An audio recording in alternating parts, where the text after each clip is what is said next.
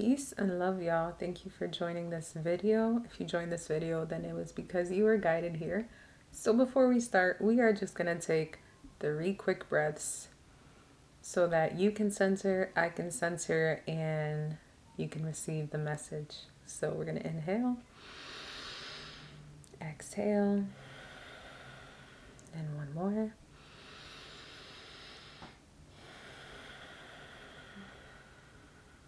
And then you can take one on your own. So now this message is for someone who may be wondering what to do next. You're probably in this phase where you're like, I don't know what to do. I have so many interests. I want to do so many different things. And now I'm just like, well, what direction do I take? And sometimes we are often filled with confusion because we think that any decision we make could possibly be the wrong one. And there's no wrong decision in this journey of life because everything is a journey. Everything is taking you exactly where you need to go. Every single room that you step into brings you closer to your final destination. But here's the trippier part, is that there's really no such thing as a destination. In this life, you're meant to experience everything.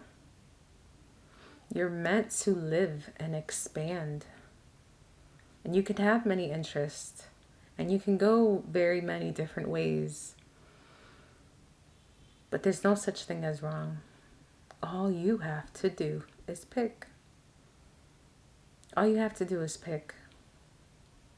So sometimes we forget that all the answers are within us. And we wonder, well, what do I do? Well, the question is what you want to do. That's what you're supposed to do, what you want to do.